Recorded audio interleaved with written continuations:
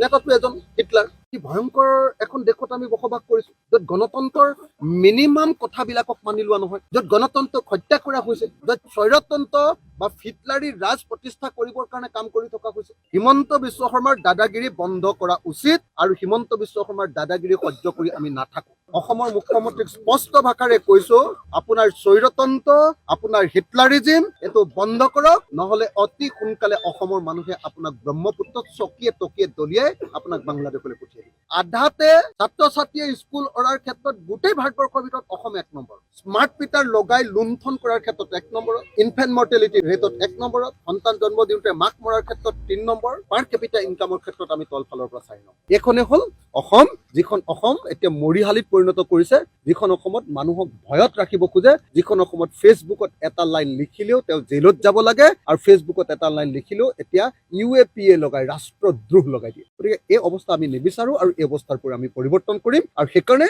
26 চনত হিমন্ত বিশ্ব শৰ্মা চৰকাৰক ব্ৰহ্মপুত্ৰত দলিয়াম। হিমন্ত বিশ্ব শৰ্মাৰ পাৰ্টিটোৰ নেতা কেইজন, তেওঁতো নিজে জাননী জাৰি কৰি দিছে যে এজনে ক'ব পাৰিব, নেতাটো এজন হিটলাৰ। হিমন্ত বিশ্ব শৰ্মাই 4জন মন্ত্ৰীক নতুনকে মন্ত্ৰিত্ব দিলে, তাৰপিছত লগে লগে জাননী দি দিলে যে এই মন্ত্ৰী কেইজনে এটাও ফাইলত চহী কৰিব নোৱাৰিব, এই ফাইল বিলাকত চহী কৰিম মই, হিমন্ত বিশ্ব শৰ্মা। কি ভয়ংকৰ এখন দেশত আমি বসবাস কৰিছো, য'ত গণতন্ত্ৰৰ মিনিমাম কথাবিলাকক মানি লোৱা নহয়, য'ত গণতন্ত্ৰক হত্যা কৰা হৈছে, য'ত স্বৈৰতন্ত্ৰ বা হিটলাৰী ৰাজ প্ৰতিষ্ঠা কৰিবৰ কাৰণে কাম কৰি থকা হৈছে। গতিকে এই মুহূৰ্তত মই অসমৰ মুখ্যমন্ত্ৰীক স্পষ্ট ভাষাৰে কৈছো যে আপোনাৰ দাদাগিৰি, আপোনাৰ স্বৈৰতন্ত্ৰ, আপোনাৰ হিটলাৰিজিম এইটো বন্ধ কৰক, নহলে অতি সোনকালে অসমৰ মানুহে আপোনাক ব্ৰহ্মপুত্ৰত চকীয়ে টকীয়ে দলিয়াই আপোনাক বাংলাদেশলৈ পঠিয়াই দিব। অতি স্পষ্ট কথা, হিমন্ত বিশ্ব শৰ্মাৰ দাদাগিৰি বন্ধ কৰা উচিত আৰু হিমন্ত বিশ্ব শৰ্মাৰ দাদাগিৰি সহ্য কৰি আমি নাথাকো। হিমন্ত বিশ্ব শৰ্মাই অসমক একো দিব পৰা নাই। অসমৰ হেল্থ মিনিষ্টাৰ আটাইতকৈ দীঘলীয়া সময়ৰ, এতিয়ালৈকে অসমৰ অৱস্থা বেয়া হেল্থৰ ক্ষেত্ৰত। আধাতে